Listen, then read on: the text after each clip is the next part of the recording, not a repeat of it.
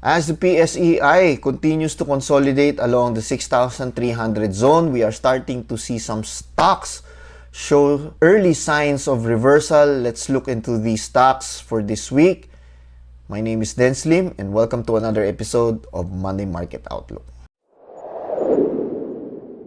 Now, while Moody's was optimistic about the Philippines' growth rate, the BSP themselves are not as excited as growth is expected to be slower than previously thought and could just be at the lower bound of the 6 to 8% GDP target for 2025. Remember that Q4 only grew 5.2%, weighed down by weak services and agriculture. The full year 2024 growth stood at only 5.6%, missing the 6 to 6.5% growth target of the government. Now, this could prompt the BSP to cut rates in their April 10 Monetary Board meeting to stimulate economic activity and help the Philippines achieve at least a 6% growth rate for this year. Now, it was also mentioned that we might get 3 rate cuts this year, which would put the interest rate to 5% by the end of the year. If we get a rate cut this April 10, this would mean 2 cuts on either of these Monetary Board meeting dates. But despite the pessimism, a quick look at the projected fastest growing economies for 2025 puts the Philippines as the 18th fastest growing economy, tied with Vietnam with a projected growth rate of 6.1%, which still coincides with the BSP projection along the lower band of 6 to 8%.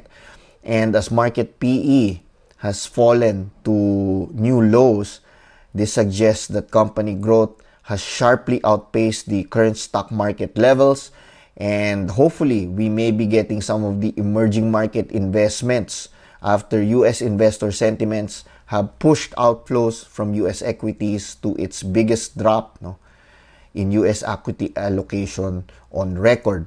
Now, to further help our local equities market, the PSE has approved the exemption of the 20% minimum public float requirements for companies that will raise at least 5 billion in their IPO. Now, this was brought about by the upcoming GCash IPO due to its large valuation, which will enable them to sell 1.2 billion shares at 15% float. This should eventually be raised to the normal 20% via follow-on offerings in the next 2 to 3 years. So this caused Globe's stock price to rally last Wednesday to 2,200 after a huge sell-off in the first 2 weeks of March.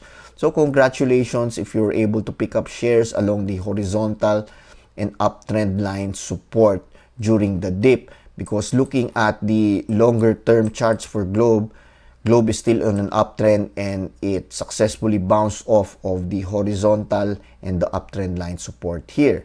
So Globe currently struggling at 2,200 with some profit takers along these levels, but the rejection wicks here is a good sign for Globe that it can hold the 2,200 level. This resistance though coincides with the 20-day EMA, the 100-day EMA, and the 50-day EMA. So a confluence of resistance here. Globe could continue to accumulate along this area for this week. If Globe is able to hold or accumulate along this area for the next few days, this could be bullish for Globe. Check price action. The next resistance area would be somewhere around here, 2,280 and then 2,360. Meanwhile, let's look at the PSEi. The index ended the week in the negative after the sell-off last Friday brought about by the FTSE rebalancing.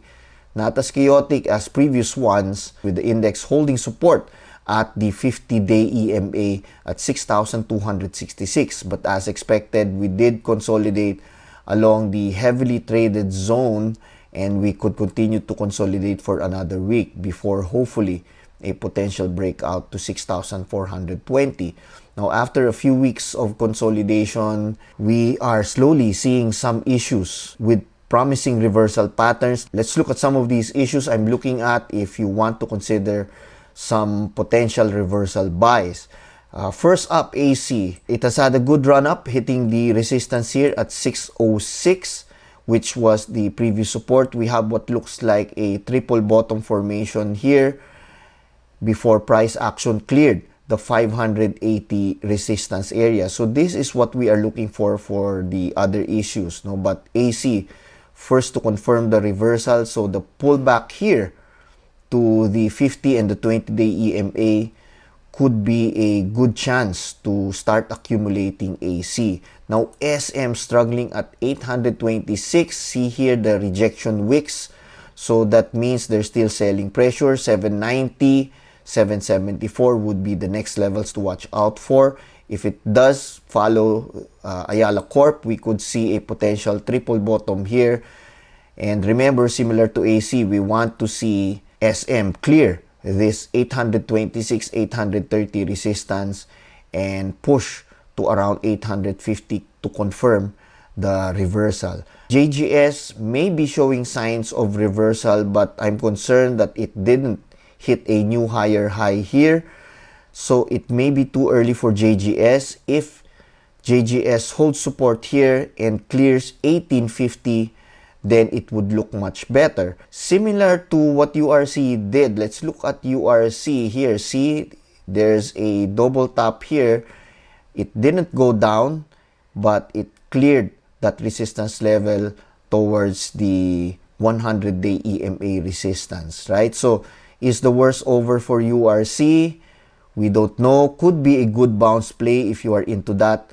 But fundamentals still not there, so I would proceed with caution, right? So let's look at SMPH. SMPH, we have a succession of higher lows, but I'm concerned here because it did not achieve a higher high. So the bias is we could potentially consolidate here for this week along 24 and 2350. If we manage to clear 2550, then we can confirm that SMPH may have reversed in the short term. So next we have ICT. Now ICT, I think looking good as expected. It gapped down after the X date. The retest of the 370 support level could be a good chance to buy if this support level holds this week.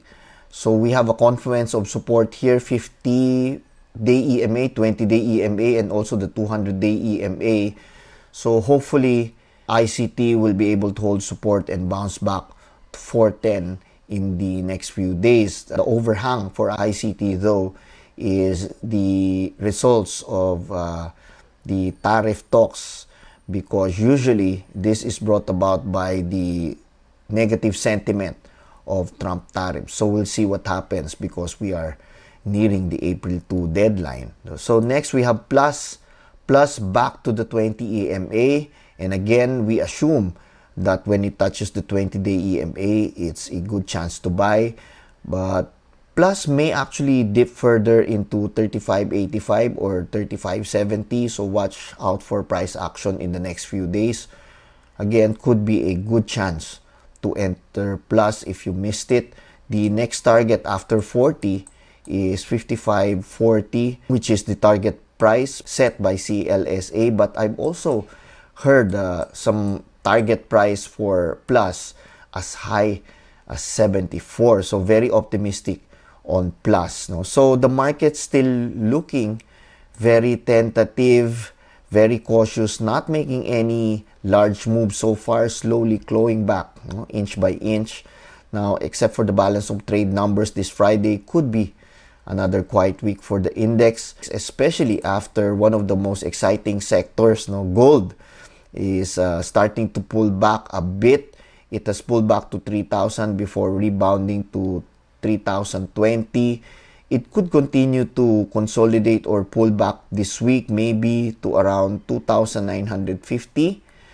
Maybe a reversion to the mean. So this could give our Apex Mining and Philex Mining excitement a pause this week, which could also give investors a chance to participate in this rally. Now, Apex here, a doji candle could mean temporary reversal to the mean here, or a consolidation. The next resistances for Apex is actually at 540 and 608. Now for Philex Mining, if it breaks through 728, the next resistance level would be along this area here, 1024 and 927. Again, if it breaks out of that level, the next resistance is at 1244. So things looking very good for gold so far, and it may probably start to rally again once the Trump tariff shenanigans may intensify before the April 2 deadline. So a quick look at the Philippine 10-year yields breakout of this resistance level here suggests that the markets may be trying to price in lower rate cuts for 2025. This is also helping the banking sector stay hot. BDO, BPI, and Metrobank still doing very well, and it should continue to do well in the next few weeks. The strength in the 10-year yields has also stabilized the peso against the dollar, but the recent rally in the dollar could mean a retest of the 20 EMA at 57.50 in the next few days. On to the S&P 500, US stocks snapped a 4-week losing streak as investors digested mixed signals from the Fed and comments from President Trump, who signaled openness to adjusting a planned reciprocal tariff policy for April 2. Now, looking at the daily charts, the markets dipped as much as 1% before recovering after Trump expressed that he can be flexible on the looming retaliatory tariff plan. Where are we now on the S&P 500? Drilling down to the 2-hour charts, we were able to clear this 5,640 resistance here. So this should be bullish for the S&P 500. So far, the 5,600 support level has held pretty well for the S&P 500. The bounce off of that level suggests that we could be headed towards the next resistance area here at around 5,750 for the coming week. So last week, the Fed held rates steady at 4.5%, and during the briefing, Fed Chair Jerome Powell reassured investors that the economic impact of Trump's trade war seems manageable, adding that recession risk remain low, but signaled that tariffs do tend to bring growth down and they tend to bring inflation up.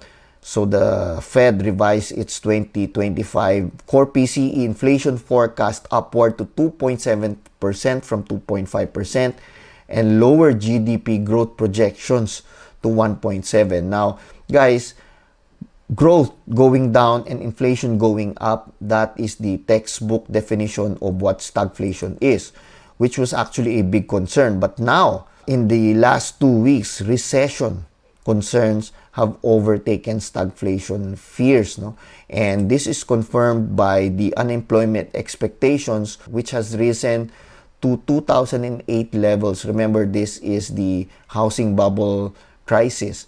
Now, these gray areas represents recessionary periods, so we are getting some indicators similar to previous periods with the same indicators hitting the same levels. So this has pushed the optimism on gold. So we've had a couple of gold cycles with these catalysts. With more catalysts this time around, some are even so optimistic that they're saying that gold could eventually hit 4,000 or even 5,000 in the next few years. So meanwhile, the rate cut expectations for June has risen to 76%, and the next rate cut probabilities would be in September and a very possible rate cut in December. In the meantime, for this week, we will get consumer confidence numbers and home sales numbers on Tuesday, GDP growth rate on Thursday, balance of trade for the Philippines on Friday, and the core PCE numbers on Friday. So that's it for this week. Please like this video if you found the information useful. Please subscribe to the channel for more updates. And again, good luck on your trades. Please manage your risk accordingly. and I'll see you again next week. Bye-bye.